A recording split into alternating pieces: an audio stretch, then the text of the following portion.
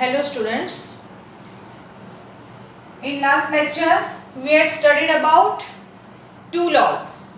First law, that is the law of dominant, and the second law, that is the law of segregation. Now today's topic is incomplete dominance. The name suggests what? Incomplete dominance. First of all, we had already studied about the complete dominance in Mendelian experiment. In monohybrid test or in monohybrid experiments, on the basis of this experiment, Mendel gave this two law. The first is the law of dominant, and this Mendel's law, what is dominant allele, suggests complete dominance. मतलब कि Mendel ने जो law दिया था dominant का, first law, वो हमें क्या देता है? वो हमें समझाता है कि किसको कंप्लीट डोमिनेंस कहते हैं. कंप्लीट डोमिनेंस में हमने जनरली क्या पढ़ा कि एक जो है वो दूसरे पे टोटली कंप्लीटली डोमिनेंट है. मतलब कि जो डोमिनेंट है वो अपने कैरेक्टर को रिप्रेजेंट करता है. What is the meaning of dominant and what is the meaning of recessive, वो हमने पढ़ा है. The meaning of dominant means which completes express their characteristics. And what is recessive? The in presence of dominant, the allele which do not produce any characteristics or which do not express any effect, that is known as the recessive. Okay. Here, what is incomplete dominance? The name itself suggests incomplete dominance. मतलब कि जो dominance incomplete है उसको incomplete dominance कहा जाता है. Generally there are various plants on which this experiment was carried out. Specifically there are mainly two plants. First plant is Mirabilis जलापा,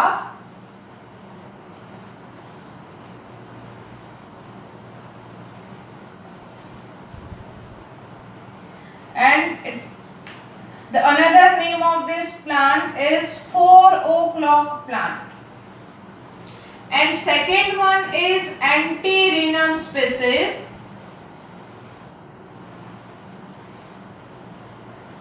The name is snapdragon or dog flower.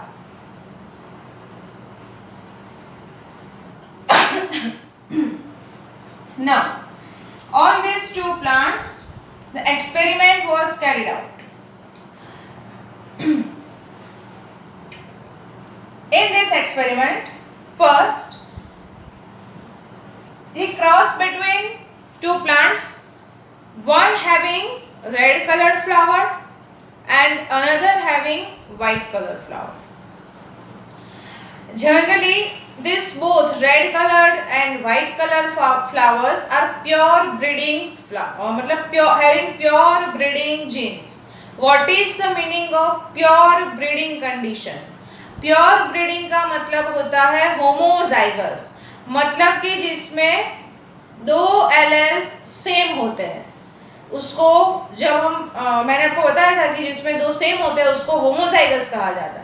The another term is pure breeding. अगर pure breeding word आता है तो उसका मतलब क्या होता है? Homozygous. Clear? तो in this experiment, in these two plants, by using these two plants as a parent, there is a cross between two plants having flower red color and white color. Having genotypes capital R and genotype small r. Okay. This red colored flower having genotypes R. तो ये जो R है वो कौन से gametes R and R type के. Clear? और यहाँ कौन से टाइप के गैमेट्स फॉर्म होते हैं? Small r. Same like Mendel's experiment. Okay. Now crossing between these two, हमें पता ही है कि सारे हमें एक ही टाइप के रिजल्ट मिलने वाले. कौन से? Capital R, small r. अब देखो किस किसका भाई क्रॉसिंग होगा, रिजल्ट तो एक ही मिलेगा, capital R small R, first possibility. Second, अगर इसका क्रॉसिंग इसके साथ होता है same way, capital R small R. इसका क्रॉसिंग इसके साथ होता है capital R small R, again capital R small R. Clear. अब किसी भी तरह से क्रॉसिंग, कोई भी गैमेट्स मेल फीमेल का इंटरेक्ट करेगा, एक ही टाइप के सारे गैमेट्स बनते हैं, कौन से, capital R small R genotype. ये जो मिली वो कौन सी जनरेशन है, F1 जनरेशन। ओके ना, इन केस ऑफ मेंडल, अगर हम सेम मेंडल के एक्सपेरिमेंट के जैसे ही पूरा एक्सपेरिमेंट सोचे तो उसके हिसाब से according to the Mendel's experiment, Mendel's monohybrid experiment, the phenotypic character उसका क्या होना चाहिए, रेड कलर का। Why, because the R is dominant.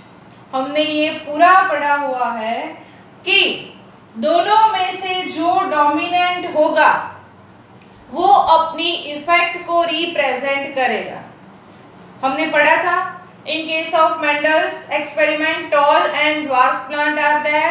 Crossing between this tall and dwarf plant, we have in F1 generation the genotype having plant capital T small t। मतलब कि हमें F1 generation में कौन से जीनोटाइप वाले plants मिले थे, कैपिटल टी स्मॉल टी वाले। तो हमने उसका फिनोटाइप क्या बताया था, tall. Why, because of capital T is dominant over the small T. अगर उसके हिसाब से, अगर ये सारा मेंडल के लॉ जैसा ही फॉलो हो रहा है तो ऑब्वियसली F1 जनरेशन में जो जीनोटाइप आर स्मॉल आर वाले प्लांट है, क्लियर, तो उसके ऊपर कौन से कलर के फ्लावर होने चाहिए, रेड कलर के। Why, because of this dominant R. Clear. But there is a strange, the color of flower is not red but color of flower is pink। ये जो सारे फ्लावर मिले वो कौन से कलर के फ्लावर थे, pink coloured flower, no red no white but pink colour flower. What is the reason behind this, क्या रीजन है, ये पिंक कलर के फ्लावर क्यों मिलते हैं। फिर से हम वापस आ जाते हैं अपने पॉइंट पे कि इसका नेम ही क्या है, इनकम्प्लीट डोमिनेंस। मतलब कि जो डोमिनेंस कंप्लीट नहीं है उसको इनकम्प्लीट डोमिनेंस कहा जाता है। अब ध्यान से एक पॉइंट सुनो मेरा, कोई भी डिप्लॉयड ऑर्गेनिज्म है, particularly what is gene. Gene का मतलब होता है कि डीएनए का कोई पर्टिकुलर सेगमेंट, और वो सेगमेंट जिसको हम जीन बताते हैं, और कोई भी जीन पर्टिकुलर कैरेक्टरिस्टिक के लिए होता है। जैसे कि हमारी आई कलर, उसके लिए पर्टिकुलर जीन होता है। जैसे कि हमारे कर्ली हेयर है या फिर स्ट्रेट हेयर है या फिर सिल्की हेयर है, तो उसके हिसाब से वो भी because of the particular gene. Gene में इंफॉर्मेशन होती है कोई भी कैरेक्टर को रिप्रेजेंट करने के लिए। और हम हमेशा याद रखो कि जीन है उसके पास एक ही कैरेक्टर के 2 एलेल्स होते हैं, एक ही कैरेक्टर के। जैसे कि मैंने आपको बताया कि आईज कलर, तो आई colour is a characteristic of particular gene, लेकिन जो आई कलर है उसको रिप्रेजेंट करने के लिए जीन के पास 2 कॉपीज मतलब 2 एलेल्स होते हैं। जैसे कि आप सोचो कि एक जीन है जो कैरेक्टरिस्टिक बना, मतलब कि जो कंट्रोल करता है कैरेक्टर किसका, तो हाइट ऑफ द प्लांट, मतलब कि प्लांट की हाइट को रिप्रेजेंट करने के लिए पर्टिकुलर जीन रिस्पॉन्सिबल है, जो हमने मेंडल के एक्सपेरिमेंट में देखा। मैं आपको वही बता रही हूँ। ओके, अब वो तो है कि वो जीन पर्टिकुलर हाइट के लिए है, लेकिन वो जीन के पास 2 एलेल्स है. One is for tall, second is for dwarf. तो कोई भी जीन के 2 एलेल्स है पर्टिकुलर, ऐसा नहीं 2 ही है, मोर देन 2 भी हो सकता है, लेकिन हम डिप्लॉयड ऑर्गेनिज्म है 2n, तो ऑब्वियसली हमें कितने एलेल्स हो गए 2n, दैट मीन्स कि 2. क्लियर. तो देखो अब देखो ये एक क्रोमोसोम है,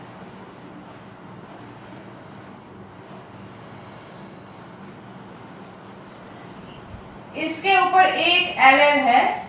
सोचो कि ये कैपिटल आर है और ये भी है कैपिटल आर. मतलब एक हम इसको पूरा एक जीन कंसीडर करते हैं. ये पूरा जीन किसके लिए रिस्पॉन्सिबल है? हम इसी एक्सपेरिमेंट की बात कर रहे हैं. तो ये पूरा जीन किसके लिए है? तो कौन सा कैरेक्टर रिप्रेजेंट करता है? तो कलर ऑफ फ्लावर. ध्यान से देख लेना है. ओके, ये कलर ऑफ फ्लावर को रिप्रेजेंट कर रहा है. अब जब ये कलर ऑफ फ्लावर को रिप्रेजेंट कर रहा है, मतलब कि ये कैपिटल आर है और ये कैपिटल आर है, ये दोनों एलेल्स है, ये जीन के 2 एलेल्स. ऐसा नहीं कि सेम ही एलेल हो सकते. Capital R that is allele, small R that is also allele, capital R small R also alleles. But वो हेटेरोजाइगस है, ये होमोजाइगस है. एलेल का मतलब ध्यान से सुनो, कोई भी जीन एक कैरेक्टर को रिप्रेजेंट करता है, उसके जो ऑप्शंस है, उसकी जो पॉसिबिलिटीज है, उसको एलेल कहा जाता है. मतलब ये पूरा जीन है वो फ्लावर के कलर के लिए है. मतलब जीन का कंट्रोल किसके ऊपर है? तो कलर ऑफ फ्लावर. लेकिन ये कलर ऑफ फ्लावर जो है वो किसकी वजह से आते हैं? तो उसके ऊपर ये जो एलेल्स होते हैं वो एक ही कैरेक्टर के जो 2 डिफरेंट ट्रेट है उसको हम क्या कहते हैं? एलेल कहते हैं. क्लियर. वो होमोजाइगस भी हो सकते हैं या फिर हेटेरोजाइगस. एलेल का मतलब कि पैर. कोई भी जीन के 2 एलेल्स, मतलब ये पूरा जीन है जो कलर ऑफ फ्लावर के लिए है, लेकिन उसके पास 2 ट्रेट है. क्लियर. तो उसको हम क्या बोलते हैं? Allele. Okay. Now what happen in this case? तो हियर रेड कलर, ये कैपिटल आर जो है वो पूरी तरह से स्मॉल आर के ऊपर डोमिनेंट नहीं है, क्योंकि उसका नेम ही है इनकम्प्लीट डोमिनेंस. मतलब कि पूरा का पूरा डोमिनेंट नहीं होना. किसके ऊपर नहीं होना? रिसेसिव के ऊपर. समझ में आ रहा है? पर्टिकुलरली क्या होता है कि ये जब पूरा रिसेसिव के ऊपर डोमिनेंट होता है तभी उसकी डोमिनेंट इफेक्ट आती है. मतलब कि if R is completely dominant over the small r, then the color of flower obviously is red. But in case of this condition, the capital R is not completely dominant over the small r. मतलब कि capital R जो है वो पूरा का पूरा small r के ऊपर डोमिनेंट नहीं है, वो पार्शियली इफेक्ट देता है. और because of this condition the result is not red but the result is pink colored flowers. There is a mixing effect of this both. कैसे?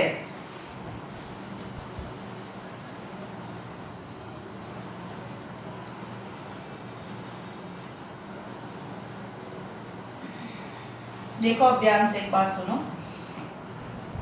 अगर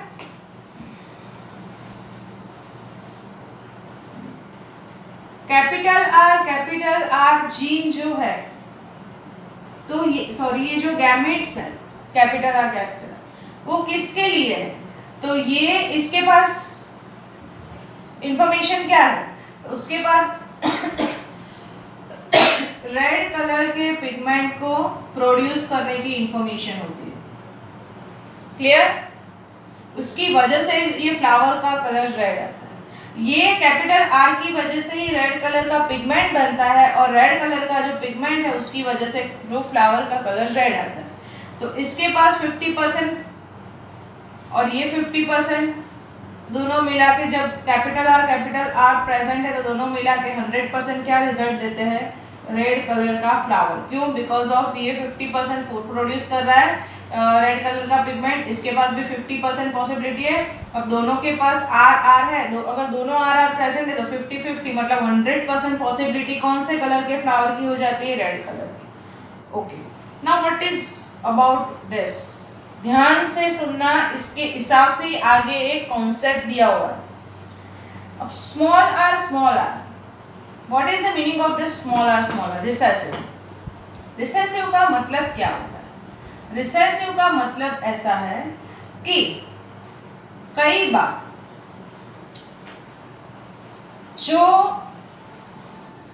म्यूटेंट बनता है, म्यूटेंट का मतलब there is a changes in dominant, मतलब कि capital are में कोई चेंजेस होने की वजह से, मतलब कि म्यूटेशन होने की वजह से जो भी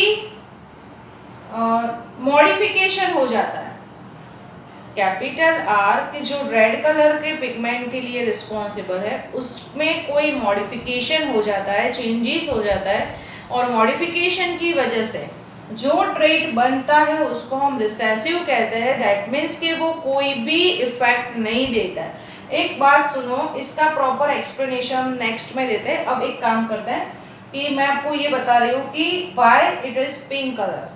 ओके, तो ये जो स्मॉल आर है, मतलब उसके पास तो कैपेसिटी ही नहीं है कि वो रेड कलर का पिगमेंट फॉर्म कर रहा है।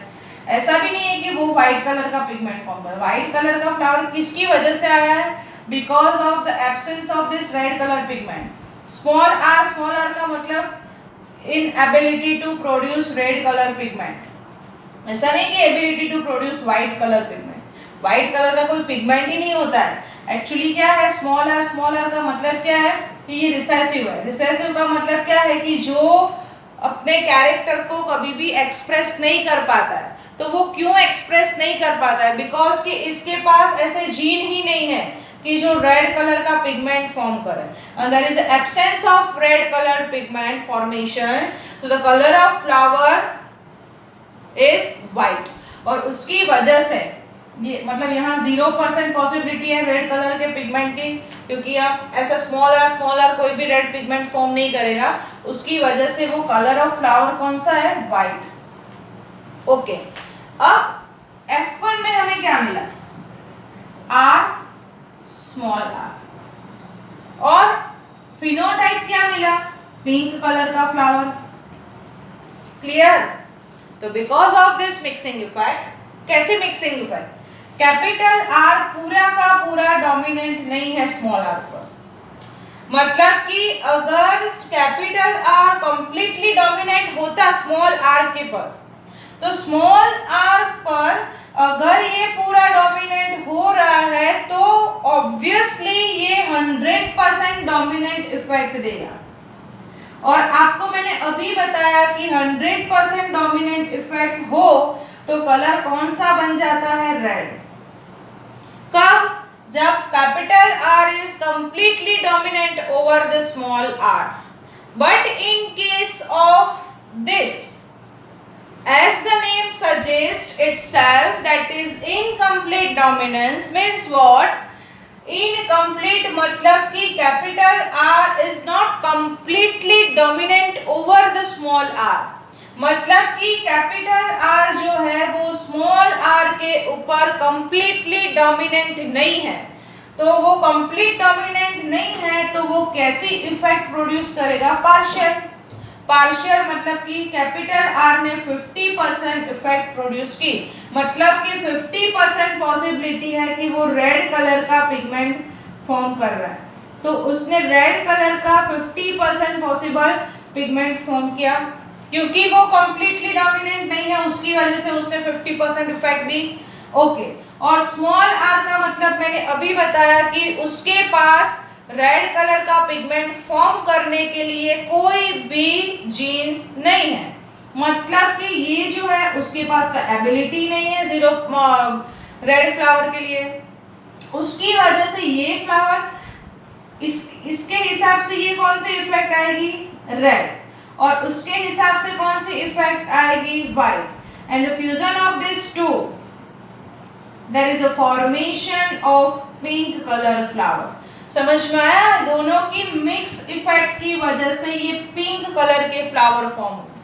What is the meaning of mix effect? Mix effect का मतलब ऐसा है कि अगर एक जीन दूसरे जीन पे टोटली डोमिनेंट नहीं होता है तो क्या होगा, दोनों की इफेक्ट देखने को मिलेगी।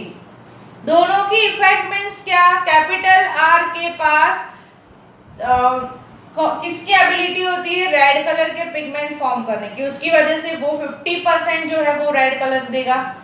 लेकिन उसके साथ जो स्मॉल आर है उसके पास तो एबिलिटी है नहीं, तो एबिलिटी नहीं है तो वो क्या करेगा, तो वो वाइट कलर के फ्लावर्स, और fusion of this red and white there is a formation of pink colour.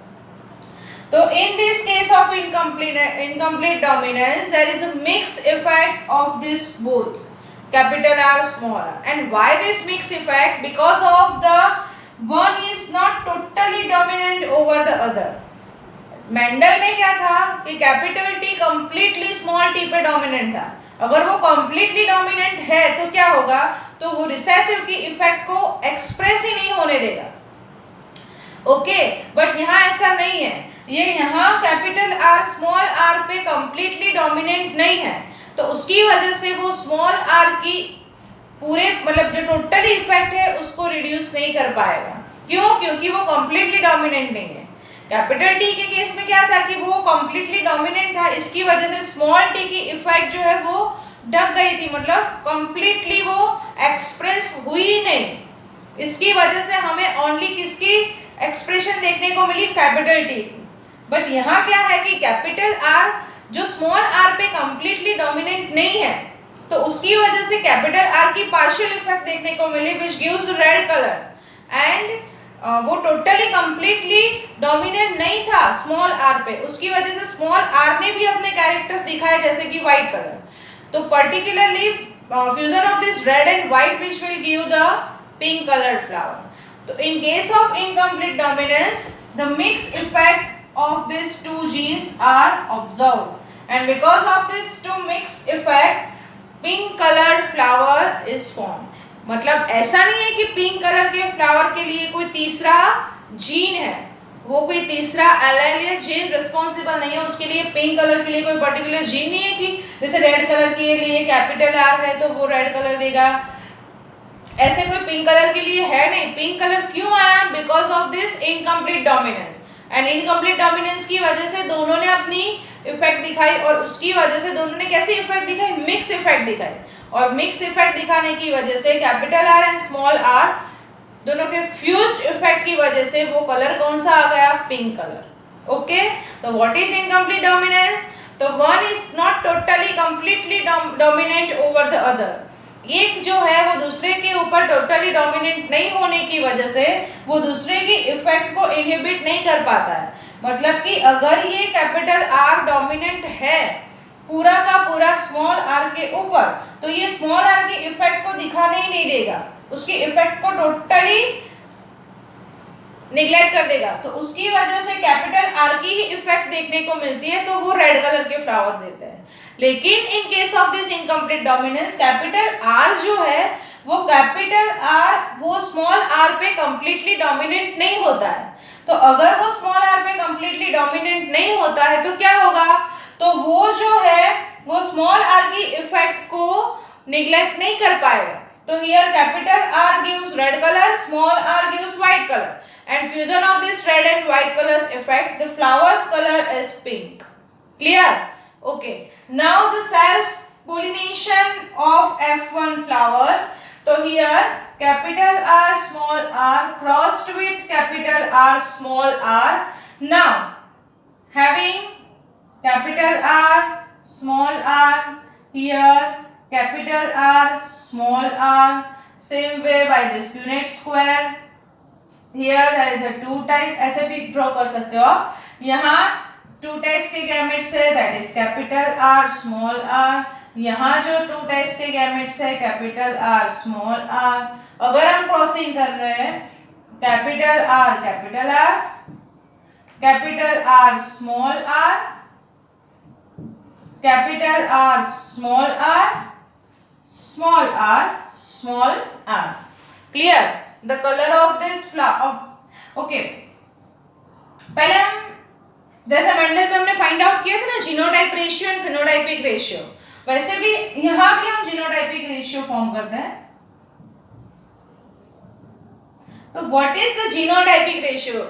जो जीन के हिसाब से मतलब किस टाइप का जीन्स प्रेजेंट है, किस टाइप का ये जो जीनोटाइप है उसके हिसाब से जो रेशियो मिलता है that is genotypic ratio. Okay, तो कैपिटल आर वाला जीनोटाइप है only one is two. Capital R small R वाले कितने हैं? 1 and 2 is two 2. And small R वाले कितने हैं? 1. तो genotypic ratio is 1:2:1 which is same like as in Mendel's experiment. Mendel में भी हमें जीनोटाइपिक रेशियो कौन सा मिला था? 1:2:1. क्यों?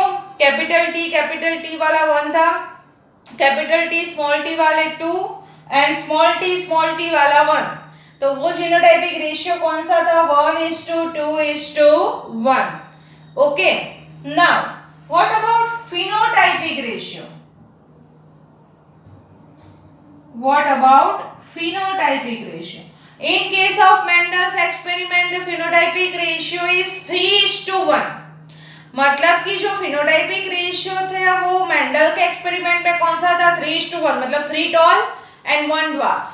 Phenotypic किसके बेस से गिना जाता है? On the basis of the characters which we can see through our naked eyes. मतलब हमारी eyes के थ्रू हम जो कैरेक्टर्स को देखते हैं उसके हिसाब से हमें फिनोटाइपिक रेशियो मिलता है. तो मेंडल के एक्सपेरिमेंट में हमने क्या देखा था कि 3 are tall and 1 is dwarf. तो the ratio is 3:1 in case of Mendel's experiment. But in case of incomplete dominance, देखो capital R gives red colour. तो हियर रेड कलर फ्लावर कितने हैं? 1. Okay, capital R small R gives pink colour. Capital R small R gives pink colour और small R white colour. तो pink colour वाले कितने flowers है? 2. 1:2. और small R वाले कितने हैं? 1. तो phenotypic ratio is 1:2:1. But Mendel के एक्सपेरिमेंट में कौन सा था? 3:1. 3 are tall and 1 is dwarf.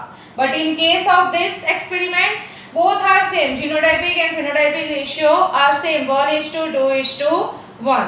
It's all about the incomplete dominance.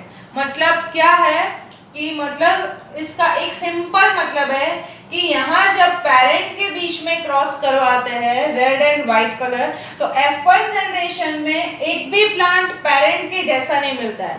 ना रेड मिला ना व्हाइट मिला, हमें कोई तीसरा कलर ही देखने को मिलता है. एंड वो जो कलर है वो किसकी वजह से देखने को मिलता है? Because of the incomplete dominance. मतलब कि जो डोमिनेंट जीन है कैपिटल आर वो स्मॉल आर पे टोटली डोमिनेंट नहीं है. मतलब अगर वो एक बात हमेशा याद रखो कि अगर एक जो दूसरे पर टोटली डोमिनेंट है तभी वो दूसरे की इफेक्ट मतलब कि रिसेसिव की इफेक्ट को रिप्रेजेंट नहीं करने देगा. कैपिटल आर स्मॉल आर के ऊपर टोटली अगर होता तो हमें रेड कलर के फ्लावर मिलते, लेकिन यहाँ ऐसा नहीं है. यहाँ क्या है कि ये टोटली डोमिनेंट नहीं है, वो पार्शियली डोमिनेंट है. अगर पार्शियली है उसकी वजह से कैपिटल आर अपनी पार्शियल इफेक्ट देगा और वो स्मॉल आर की इफेक्ट को टोटली एलिमिनेट या फिर निगलेक्ट नहीं कर सकेगा. उसकी वजह से आर एंड स्मॉल आर दोनों मिक्स इफेक्ट देंगे and the flowers colour is pink. And here there is a self crossing between this capital R small r. The result in the F2 generation is that, and on the base of this F2 generation's result, the ratio genotypic and phenotypic. Genotypic ratio is 1:2:1 in case of incomplete, means in Mendel's experiment and in incomplete dominance both the ratio, but which ratio? Genotypic ratio. Both genotypic ratios are same. But in case of phenotypic ratio, particularly in case of Mendel, 3 are tall and another is 1 is dwarf. मतलब the ratio is 3:1.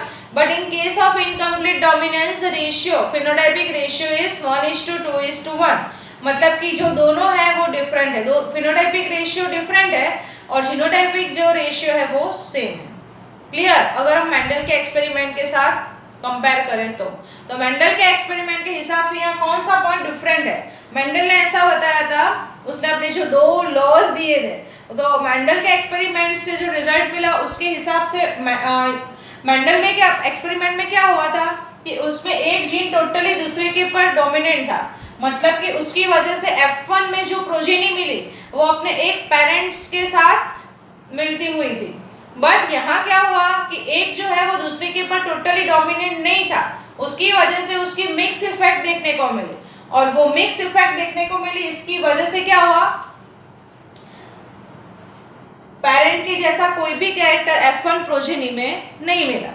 Okay, तो here incomplete dominance means what?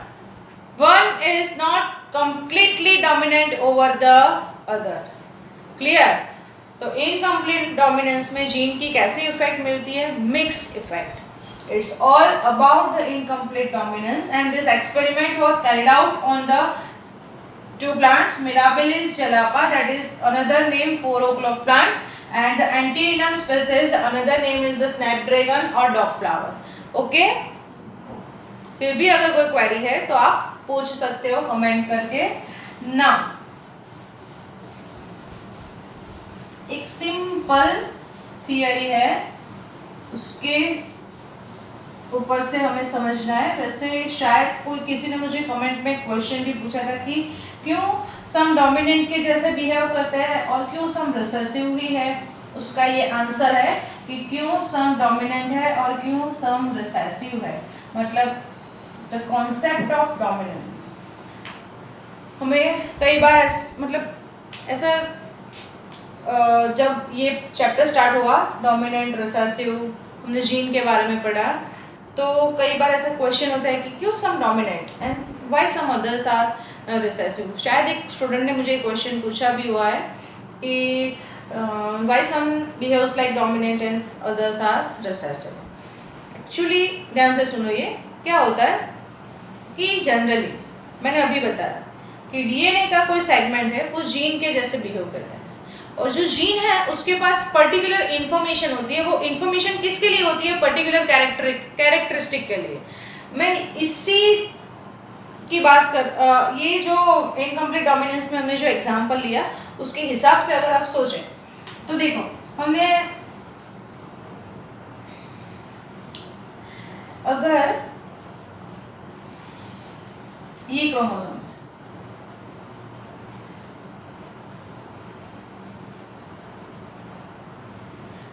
मतलब ये completely as a gene behave करेगा. तो ये किसके लिए है? ये जीन जो है पूरा, अब ये जीन पूरा जीन, लेकिन उसके कितने एलएल है? 2 एलएल्स. सोचो कि इसके ऊपर का ये जो एलएल है capital T, sorry capital R, और साथ में ये भी है कैपिटल आर. मतलब दोनों डोमिनेंट है और दोनों जो है वो होमोजाइगस है. तो ये जो जीन है पूरा का पूरा, तो पूरा जीन कौन से कैरेक्टर को कंट्रोल कर रहा है? तो colour of flower.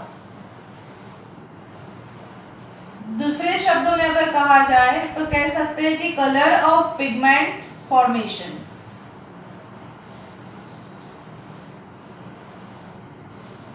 Okay, now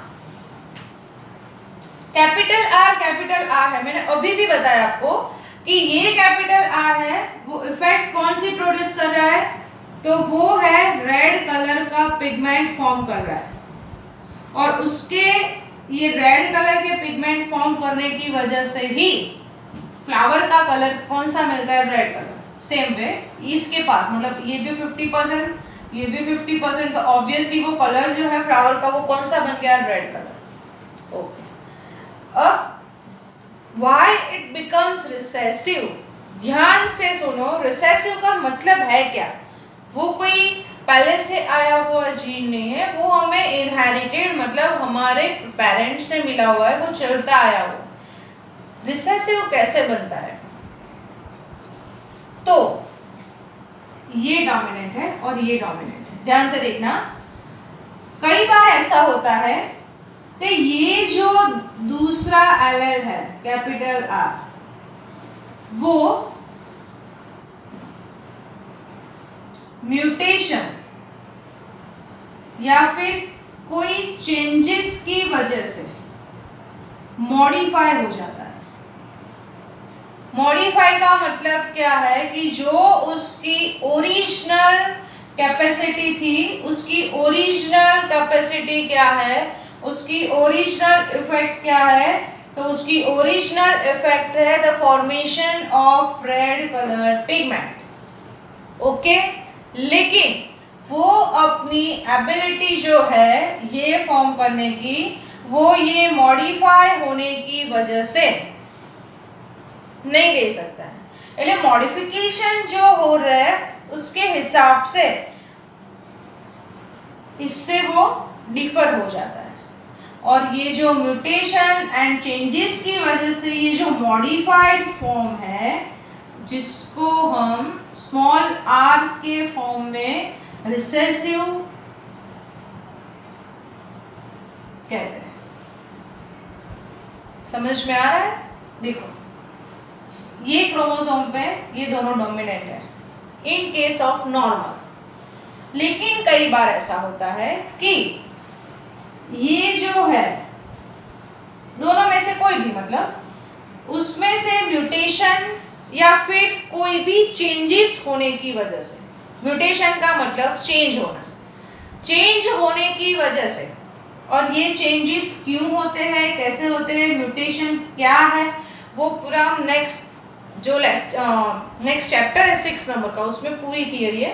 अब यहाँ जस्ट आप ये याद रखो कि यहाँ पर्टिकुलर कोई चेंजेस होने की वजह से, म्यूटेशन मतलब कि चेंजेस की वजह से सीक्वेंस में चेंज हो जाता है, व्हाटएवर, कोई भी चेंजेस की वजह से ये मॉडिफाई हो जाता है।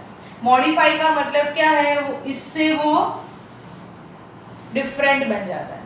ऑब्वियस वस्तु है ना, मॉडिफिकेशन का मतलब चेंज हो जाना। वो मॉडिफाई जो फॉर्म है that is known as recessive trait. और ये जो अनमॉडिफाई मतलब जिसमें कोई भी मॉडिफिकेशन नहीं हुआ, ये जो अनमॉडिफाई है that is known as dominant. समझ में आ रहा है? जब दोनों थे जिसमें अगर ये दोनों एल है कैपिटल आर, उसमें से कई बार ऐसा होता है कि एक जो एल है वो मॉडिफाई हो जाता है बिकॉज ऑफ सम म्यूटेशन और चेंजेस, एंड ये जो मॉडिफाइड फॉर्म है जिसको हम रिसेसिव कहते हैं, भाई रिसेसिव मॉडिफिकेशन होने की वजह से वो अपना जो कैरेक्टरिस्टिक था, कौन सा characteristic, red colour pigment form करने का, वो खो देता है। क्यों? Because of modification. और खो देने की वजह से वो ये जो डोमिनेंट वाली इफेक्ट है वो प्रोड्यूस नहीं कर पाएगा, और उसके हिसाब से हम उसको क्या बोलते हैं? Recessive trait. क्या बोलते हैं? रिसेसिव। तो recessive is nothing but the modification और the mutation of this allele. Clear? इसके लिए एक एग्जांपल देखते हैं। जैसे कि कोई एक पर्टिकुलर जीन है और वो जीन के पास इंफॉर्मेशन है एंजाइम फॉर्म करने की। ध्यान से देखना कि कोई एक जीन है और वो जीन के पास पर्टिकुलर इंफॉर्मेशन है, तो वो इंफॉर्मेशन किसके लिए है? तो information for the formation of enzyme, formation of enzymes. तो ये जीन के पास एंजाइम्स फॉर्म करने के लिए इंफॉर्मेशन है, कोई भी जीन के पास। हमने ऐसे ही बताया डिप्लॉयड ऑर्गेनिज्म है, डिप्लॉयड है दैट मीन्स उसके पास कितने एलेल है? 2 एलेल्स। ओके, अब उसके पास 2 एलएल्स है। सपोज ये एंजाइम अगर फॉर्म हो रहा है तो हमें पता ही है कि कोई भी सबस्ट्रेट है उसके जो प्रोडक्ट फॉर्म होती है तो वो प्रोडक्ट किसके प्रेजेंस में फॉर्म होती है, तो एंजाइम्स की प्रेजेंस। तो S in presence of enzymes gives P, that means product. ये नॉर्मल प्रोसेस है। अगर एंजाइम फॉर्म हो रहा है तो वो सबस्ट्रेट को प्रोडक्ट में कन्वर्ट करेगा। तो वो एंजाइम फॉर्म करने के लिए जो इंफॉर्मेशन है वो किसके पास है, तो जीन के पास।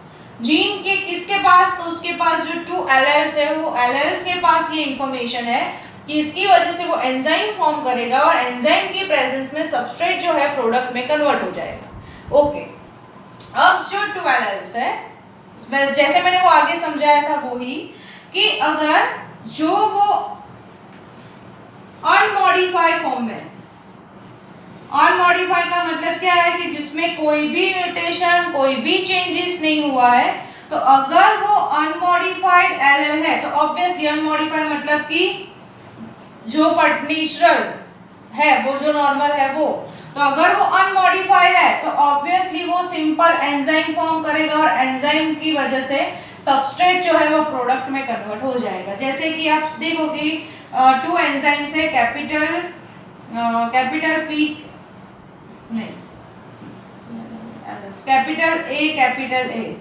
तो कैपिटल ए जो है वो रिस्पॉन्सिबल किसके लिए है, तो वो है formation of enzyme. Capital A की वजह से वो एंजाइम फॉर्म करेगा। ये जो जीन है ये वो एंजाइम फॉर्म करने के लिए है। अगर वो एंजाइम फॉर्म करेगा तो सबस्ट्रेट जो है वो प्रोडक्ट में कन्वर्ट हो जाएगा। मतलब इसको हम अनमॉडिफाइड बोलते हैं। क्यों अनमॉडिफाइड, बिकॉज ये कोई भी चेंजेस नहीं है। तो एज यूजुअल कैपिटल ए है। अगर दूसरी पॉसिबिलिटी है कि कोई एलएल है, अगर दोनों एलएल मॉडिफाई हो गए, जैसे कि कैपिटल ए है, अगर दोनों एलएल मॉडिफाई हो जाए, 2 ऑप्शन है ना, अगर दोनों एलएल का मॉडिफिकेशन हो जाता है या फिर दोनों में से कोई एक का मॉडिफिकेशन हो जाता है, अगर यहाँ दोनों का मॉडिफिकेशन हो जाता है तो वो रिसेसिव बन जाता है। क्या, स्मॉल ए।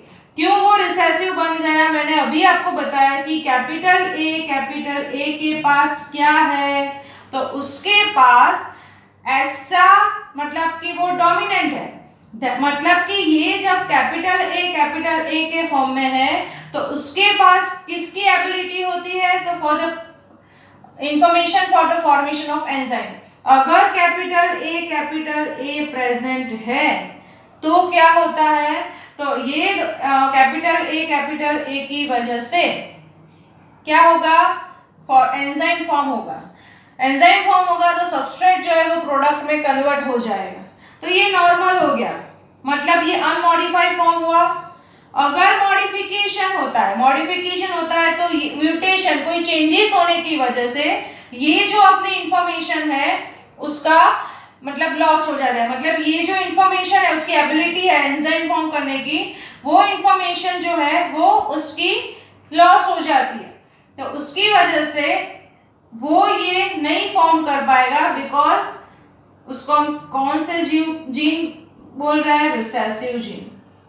रिसेसिव कैसे बना, मॉडिफिकेशन ऑफ दिस डोमिनेंट। मतलब कि अगर डोमिनेंट में कोई भी मॉडिफिकेशन हो जाता है तो उसके हिसाब से क्या होता है कि ये अपनी जो एबिलिटी है, क्योंकि डोमिनेंट है तभी तो वो कैरेक्टर को रिप्रेजेंट करेगा, लेकिन कोई चेंजेस की वजह से उसकी एबिलिटी लॉस्ट हो जाती है और जो फाइनली जो रिजल्ट होता है वो स्मॉल है, दैट इज रिसेसिव कैरेक्टर। अब रिसेसिव है मतलब कि वो एंजाइम को फॉर्म ही नहीं कर पाएगा, उसके पास ऐसे इंफॉर्मेशन ही नहीं है। अगर वो एंजाइम को फॉर्म नहीं कर रहा है तो सबस्ट्रेट जो है वो प्रोडक्ट में कन्वर्ट नहीं होगा। तो जब सबस्ट्रेट प्रोडक्ट में कन्वर्ट नहीं हो रहा है वो बिकॉज ऑफ किसकी वजह से, रिसेसिव की वजह से। And what is recessive, that is a modification of this LL. तो अनमॉडिफाइड जो है उसको डोमिनेंट बोला जाता है और जो मॉडिफाई हुआ उसको रिसेसिव बोला जाता है। बस ये कॉन्सेप्ट है डोमिनेंट और रिसेसिव का। एक सिंपल है, अगर ये क्रोमोसोम है उसके ऊपर दोनों कैपिटल ए है, मतलब कि इसके पास ऐसी इंफॉर्मेशन है कि जिसकी वजह से वो एंजाइम फॉर्म करेगा। तो here there is a formation of enzyme, और एंजाइम फॉर्म होने की वजह से सबस्ट्रेट जो है वो प्रोडक्ट में कन्वर्ट हो जाएगा।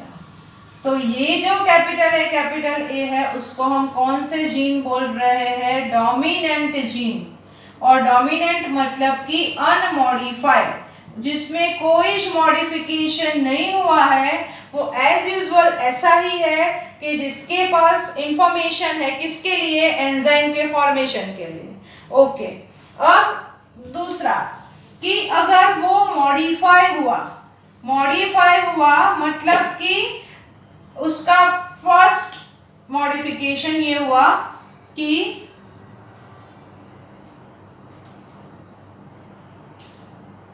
फर्स्ट मॉडिफिकेशन, सपोज ये एल एज यूजुअल रहा और इसमें मॉडिफिकेशन हो गया। मॉडिफिकेशन का मतलब क्या? There is certain changes occurs in this allele, और चेंजेस होने की वजह से वो जो अपनी एबिलिटी है उसका लॉस्ट कर देगा। मतलब उसकी एबिलिटी किसके लिए थी? तो उसके पास इंफॉर्मेशन थी एंजाइम के प्रोडक्शन की, लेकिन वो एंजाइम के प्रोडक्शन के लिए अब रेडी नहीं है। मतलब कि उसके पास ये इंफॉर्मेशन जो थी उसके हिसाब से अब वो मॉडिफिकेशन की वजह से वो अब एंजाइम नहीं फॉर्म कर पाएगा बिकॉज ऑफ पर्टिकुलर मॉडिफिकेशन मतलब चेंज होना। उसके पास जो इंफॉर्मेशन थी मॉडिफिकेशन की, उसमें चेंजेस आने की वजह से अब वो एंजाइम को फॉर्म नहीं कर रहा है। और ये जो मॉडिफाई फॉर्म हुआ, this modified form is known as the recessive gene. अब उसमें क्या होगा? ये जो है वो तो अपनी 50% इफेक्ट देगा, लेकिन यहाँ देयर इज नो इफेक्ट। तो यहाँ जो है वो पार्शियल एंजाइम, पार्शियल है तो ऑब्वियसली वो प्रोसेस सबस्ट्रेट में से प्रोडक्ट जो है उसमें फॉर्म होने देगा नहीं। मतलब कि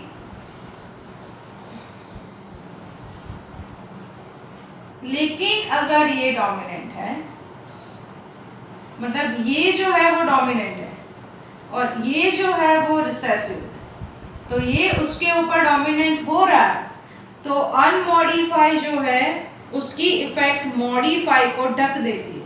तो उसकी वजह से यहाँ एंजाइम का फॉर्मेशन होगा because of this capital A and substrate convert into product. But उसके लिए कंडीशन अप्लाई कि here this capital A is completely dominant over the small A. Okay, clear? तो ये रिसेसिव कैसे बना? बिकॉज ऑफ सम म्यूटेशन और some changes in the particular allele capital A, उसमें changes होने की वजह से उसने अपनी जो इंफॉर्मेशन थी उसको घुमा दी और उसकी वजह से ये जो फॉर्म हुआ, मतलब कि जो मॉडिफाई है वो रिसेसिव और जो अनमॉडिफाई है वो डोमिनेंट।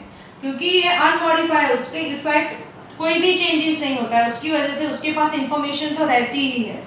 और तीसरा ऑप्शन क्या है कि अगर दोनों में चेंजेस आ जाता है, वो मैंने अभी आपको सिखाया कि अगर दोनों का मॉडिफिकेशन हो जाता है दैट मीन्स कि स्मॉल ए और दोनों मॉडिफाई होने की वजह से क्या हो रहा है, इसके पास भी इंफॉर्मेशन नहीं है एंजाइम फॉर्म करने के लिए, इसके पास भी इंफॉर्मेशन नहीं है बिकॉज ऑफ द मॉडिफिकेशन, तो there is 0% possibility for the making enzyme, 0% possibility making enzyme, so there is no enzyme formation and enzyme formation नहीं होने की वजह से सबस्ट्रेट जो है वो प्रोडक्ट में कन्वर्ट नहीं हो रहा है।